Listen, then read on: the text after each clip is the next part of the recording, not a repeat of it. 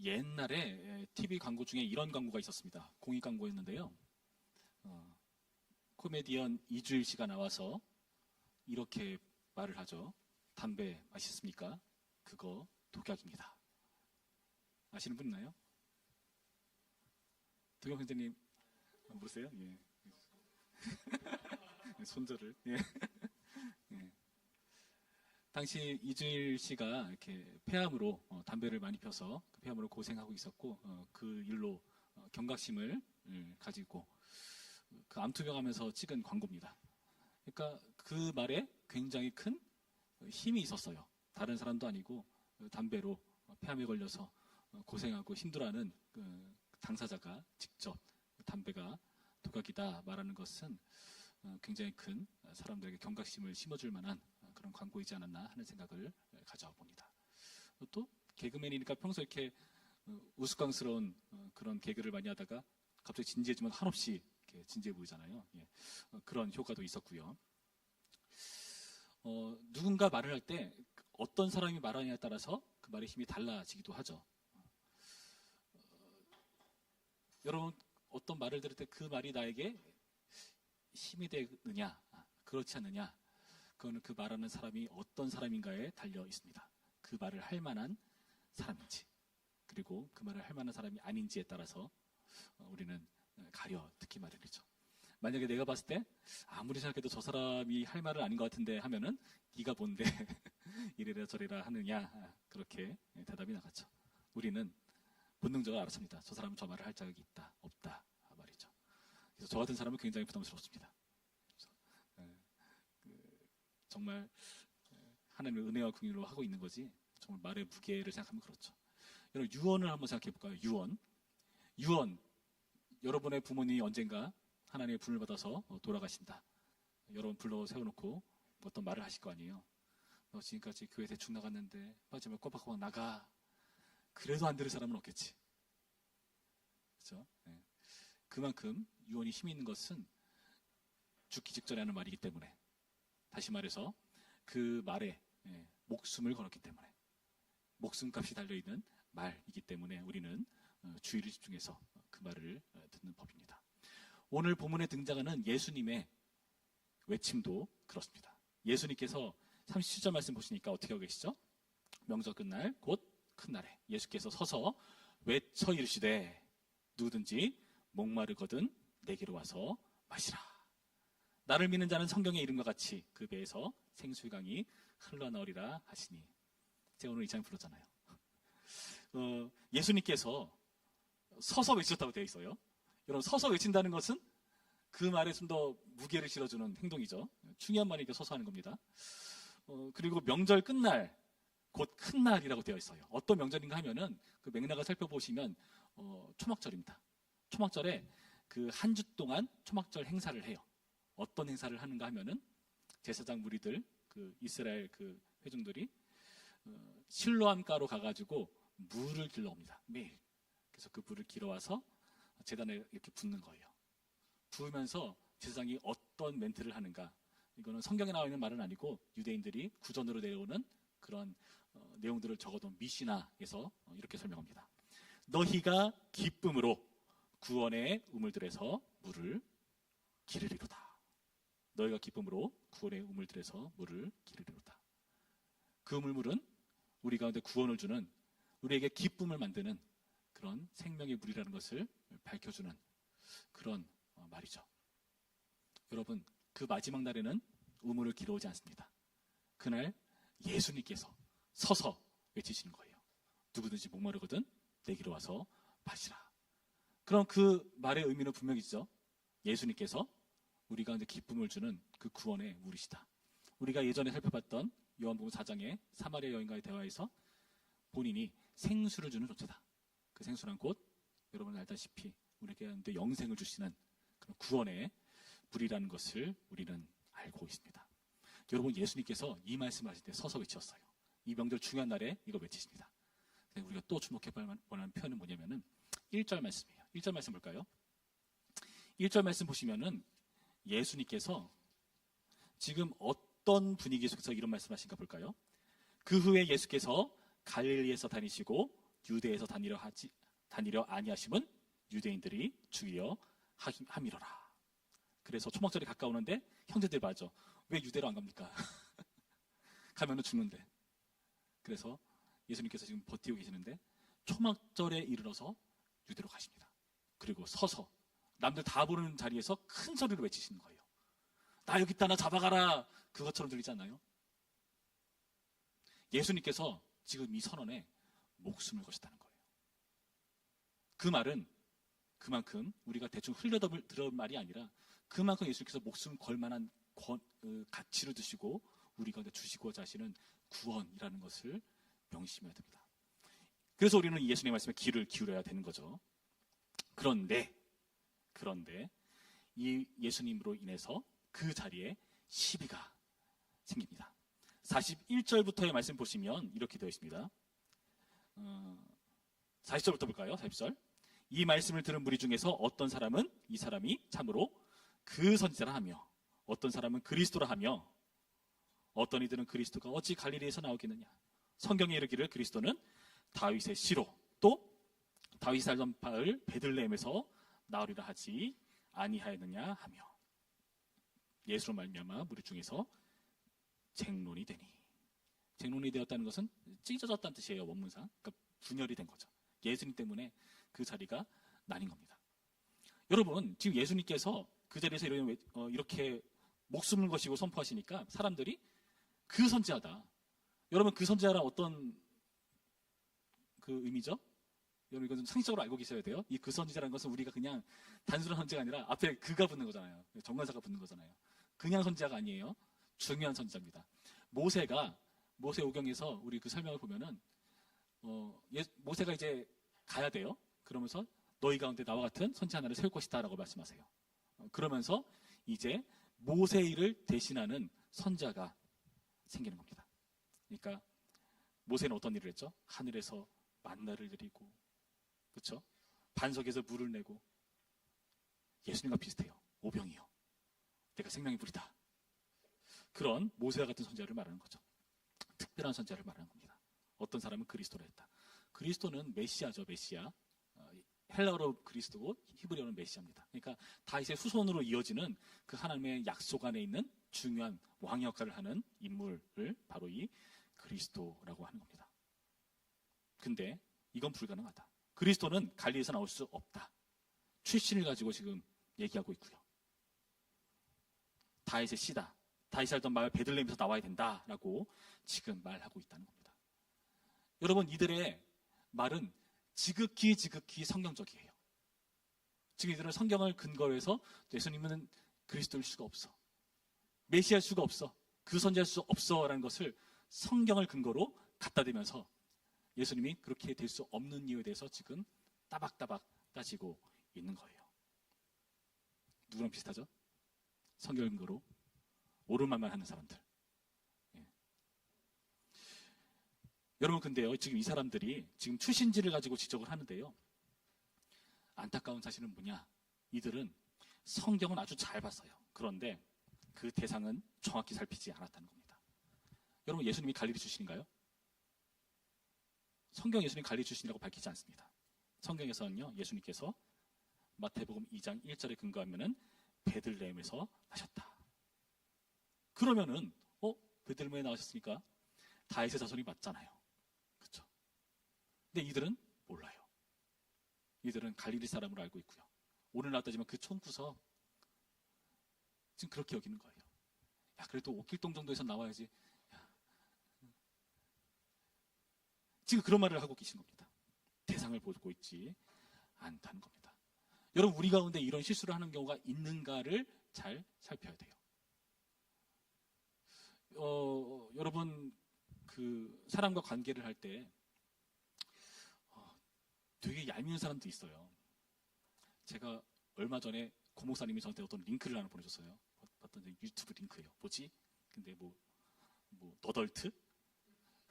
보는데 모집 인원 0 뭔가 지금 막 아주 막 난리가 벌어지는 그 영상을 보고 저 보면서 답답해 죽는 줄 알았습니다. 보셨나요? 누가 단톡방으로 링크 올렸어요. 저의 답답함을 느껴보시길 바래요. 보면은 진짜 말도 안 돼요. 제대로 보지 않는 겁니다.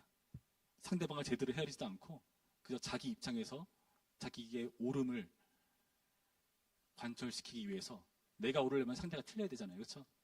그러니까 내가 틀리더라도 내가 맞아야 돼. 그러니까 무조건 상대가 틀려야 되죠. 그 싸움을 하는 거예요. 예수님이 누구신지 제대로 보지도 않고 성경 갖다 대면서 지금 지적하는 이 사람들은 그런 모습과 방불합니다. 여러분, 우리 가운데도 그런 모습이 있을 수 있어요. 우리 가운데 지금 이 자리에 이렇게 모여있지만은 나름대로 여러분 사회적인 관습에 따라서 적정한 거리두기를 하고 있어요. 뭐 코로나 이후로 그 전부터 있었던 것 같긴 한데, 제가 들어봤는데 충격적인 말이었는데, 중고등부에서 안녕하는 정도면 되게 친한 사이라면서요. 그렇게 들었어요. 맞나요? 서로 보고 안녕하면 굉장히 친한 사이인 거래요. 네. 여러분 다 친하시죠? 안녕하시죠? 저는 좀 이상했습니다. 안녕하라는 게 친한 사이가 아니라 안녕을 안 하는 게 더 친한 사이 아닌가, 어떻게 보면은? 이 말을 알아들으셨나요? 응? 안녕이면 얼마나 친절하면 욕부터 나와야 친한 사이죠. 우리가 좀 이렇게 상대방과의 거리를 두는 것도 좋지만은, 그런 안에서 우리 안에서 상대에서 이것저것 재고 따지면서 상대방에 대해서 평가 내릴 때가 있다는 겁니다. 그리고 나서 우리는 그 사람에 대해서 함부로 생각하기 마련입니다. 카더라 통신이 많습니다. 카더라 통신이 많아요. 그러면 어떻게 해야 되죠? 직접 가서 대면하면 됩니다. 그 사람이 정말 그런 사람인지.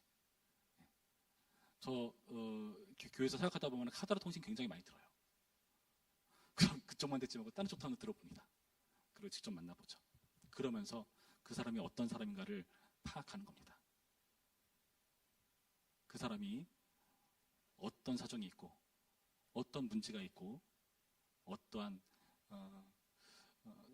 그러한 맥락 가운데 있는지를 여러분 헤아릴 필요가 있다는 거예요. 이쯤 돼서 제가 예전에 추천해드렸던 정희신 씨의 당신이 옳다라는 책을 꼭 정독해 보시기를 권해드립니다.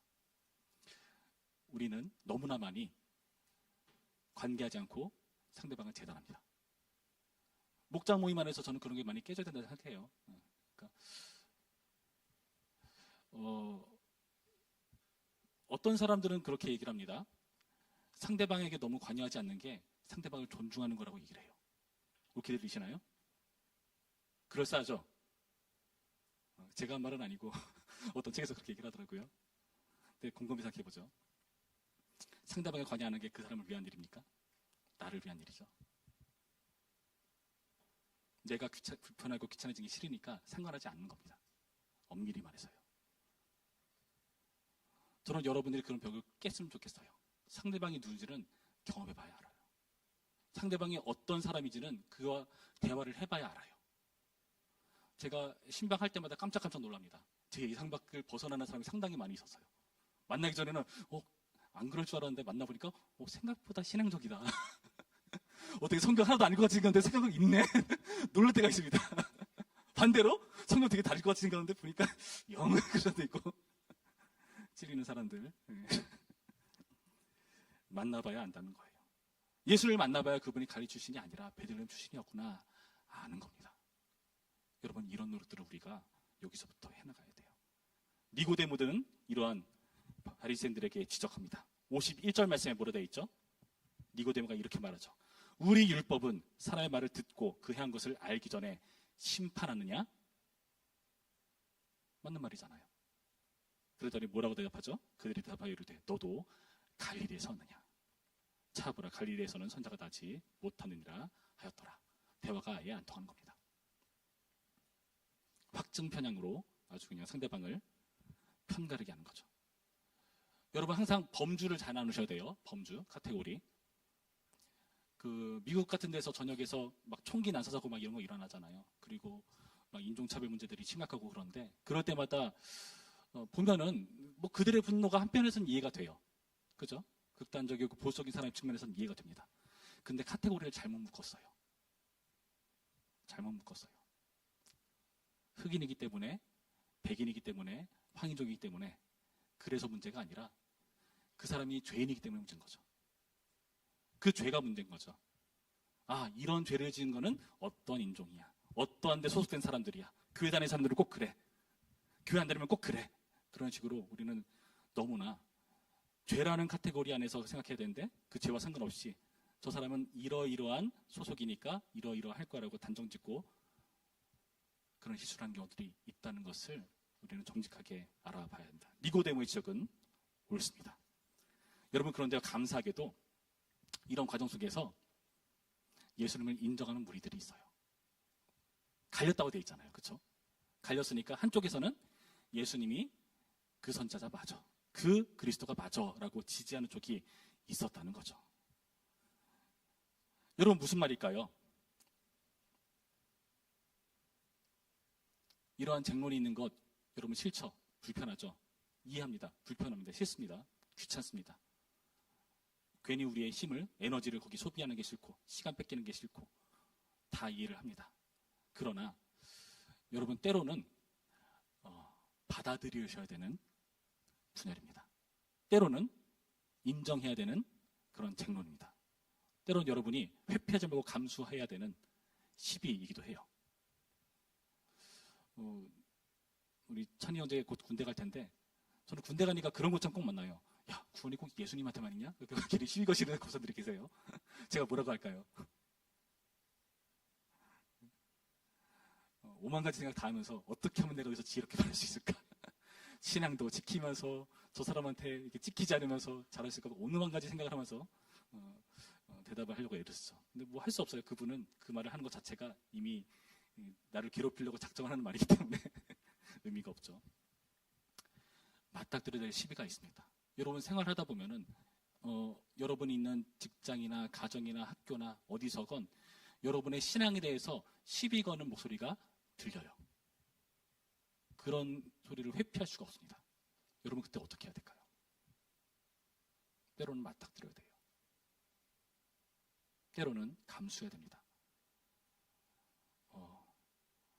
옳은 걸 위해서, 진리를 위해서 때로는 나의 커리어 또한 희생시켜야 될 때가 필요할지도 몰라요. 그런 때가 올까요? 안 올 것 같죠? 근데 올 수도 있을 것 같아요.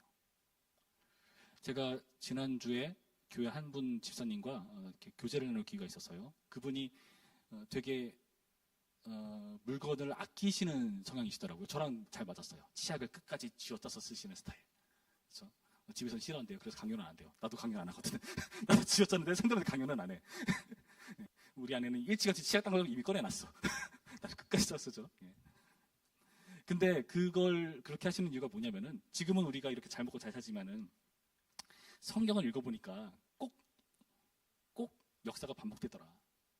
좋던 때가 있으면은 안 좋은 때가 온대요.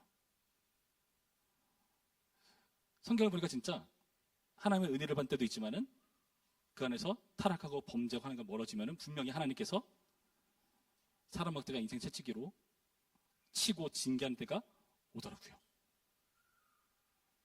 우리나라 올까 안 올까요? 그런 때가 저는 올 수 있다고 생각해요.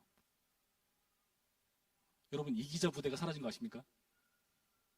사람이 없어가지고. 국방력이 점점 사라져가는데 전쟁 날 수도 있지 않을까요? 괜히 불안한데? 나는 민방위 끝났으니까 뭐. 여러분, 지금은 경제적으로 편하다고 하지만은 점점 그 차는 심해지고 있고요. 그렇죠? 인구는 줄어가고 있고 어르신들이 많아지고 있습니다. 자연은 점점 파괴되어 가고 있고. 어떤 생각이 드십니까, 여러분? 근데 다들 그러죠. 다들 이러면 안 돼, 우리 고쳐야 되라고 다 외치는 건 잘해요. 그렇죠? 다 외쳐요. 그러면서 본인은 하지 않죠. 외친 걸로 나는 퉁신 거야, 내가 할 만큼 했어 하고 정작 스스로 먼저 시도하려는 사람은 나오지 않습니다. 여러분, 그런 세상입니다. 아무도 책임지려 하지 않기 때문에 결국에는 언젠가 위기의 때가 오지 않을까 하는 그런 불안감을 떨쳐버릴 수가 없다는 거예요. 여러분, 그러할 때 생각하시기 바랍니다. 주님께서 우리 가운데 예수님의 이름 때문에 때로는 핍박과 환난을 감수해야 될 때가 올 수 있다는 것을 여러분 인정하셔야 돼요. 그들과 싸우고 다투고 그들을 무찔러라, 십자군처럼 칼로 찔러버려라, 그런 얘기가 아니에요. 여러분의 태도의 문제입니다. 여러분의 신앙의 문제입니다. 그것을 물론 잘 지혜롭게 질서 있게 평화롭게 하려고 애를 써야 되지만 기본적인 골자는 여러분 이런 때가 온다는 거예요. 여러분 개인 인생 가운데 완지도 모르겠습니다. 여러분 직장을 구할 때라든지 어떤 사람과 교제를 시작할 때라든지 그런 여러 가지 사정 속에서 여러분 신앙적으로 선택을 해야 되는 순간들이 옵니다. 그렇죠? 어떤 선택을 하십니까? 오늘은 어떤 선택을 해서 이 자리에 오셨습니까? 여러분, 무쟁론은 무신앙일지도 모른다는 사실을 명심하시기 바랍니다. 그런 우리에게 예수님께서 마태복음 10장에 이런 말씀을 주셨어요. 마태복음 10장 32절부터의 말씀을 제가 읽어드리겠습니다. 마태복음 10장 32절부터 36절까지의 말씀 이렇게 되어 있습니다. 누구든지 사람 앞에서 나를 시인하면 나도 하늘에 계신 내 아버지 앞에서 그를 시인할 것이요, 누구든지 사람 앞에서 나를 부인하면 나도 하늘에 계신 내 아버지 앞에서 그를 부인하리라. 내가 세상에 화평을 주러 온 줄로 생각하지 말라. 화평이 아니요 검을 주러 왔노라. 내가 온 것은 사람이 그 아버지와 딸이 어머니와 며느리가 시어머니와 불화하게 하려 함이니 그 사람의 원수가 자기 집안 식구리라. 여러분, 가족 간에 이런 분쟁이 일어난다는 것은 무슨 의미죠? 아무리 친하고 가까운 사이일지라도 신앙적으로 이런 문제가 있을 수 있다는 것을 우리 가운데 경고해주고 있는 말이에요. 예수님께서 그는 우리에게 화평이 아닌 검을 주러 오셨다고 말씀하십니다. 예수님께서 평화의 왕으로서 우리 가운데 오셨는데 그 평화를 쟁취하고 얻기 위해서는 때로 이런 투쟁도 필요하다는 것을 여러분 생각해 보셔야 됩니다. 제가 작년 여름 수련회 때 그런 주제로 수련을 했었죠. 내가 속한 교회. 기억나시나요? 그때 제가 우리 한국교회가 어떤 식으로 분열돼가지고 이 자리까지 왔는지, 우리 대한예수교 장로회 합시는 어떠한 맥락 속에서 이렇게 만들어졌는지를 설명드렸어요. 여러분, 그 모든 싸움들이 의미 없는 게 아니에요. 그 모든 분열과 다툼과 여러 가지 정치적인 것도 섞여가지고 그런 수많은 것들을 거쳐가지고 이 자리까지 왔습니다. 이 일 과정 속에서 희생하신 분도 많고요, 돌아가신 분도 많고요. 여러분, 굉장히 큰 선택과 갈등이 있었어요. 여러분도 그런 선택을 해야 될 때가 온다는 거예요. 지금부터 하시기 바랍니다. 거창하죠? 너무 부담스럽죠? 작은 것부터 하자고요. 작은 것부터. 하나님, 오늘 예배 시간 좀 귀찮은데 시간 맞춰 갈까요? 좀 늦게 갈까요? 이런 작은 것부터 하자고요. 여러분, 청년부 예배 몇 시까지 와야 되죠? 예. 시간 맞춰 오세요. 예. 예배 시간 늦게 와가지고 예배 끝나자마자 딱 가버리시면 제가 대화할 기회가 없어요. 그렇죠? 여러분, 이런 말씀을 통해서 우리가 예수님 때문에 어떠한 쟁론을 가지고 살아가야 되는지, 개혁주의라는 게, 보수주의라는 게 어떻게 생겨났는지 여러분 생각해 보시기 바랍니다. 예수님께서 우리를 위해서 목숨 걸어서 우리 가운데 자신이 생수라는 것을 우리 가운데 일러주었습니다. 그런 예수님께 대해서 우리 또한 때로는 목숨 걸기를 주님께서 요구하시는 겁니다. 그런 테스트를 여러분 가운데 예수님께서 선택의 과정을 우리를 불러드리실 겁니다. 여러분의 신앙이 드러나는 자리로 여러분 인도받을 것입니다. 그때 여러분 성공하셨으면 좋겠습니다. 실패하더라도 뭐 예수님께서 베드로 찾아다시 다시 찾아오시긴 하시겠죠. 그러나 여러분 기본적인 마음으로는 성령의 충만한 자로서 대학교 때 여러분 지금 이 시기에 그런 중요한 선택의 과정 가운데 이러한 쟁론에 대해서 각오하는 그런 태도를 여러분 회피하지 마시기를 부탁드립니다. 기도하겠습니다.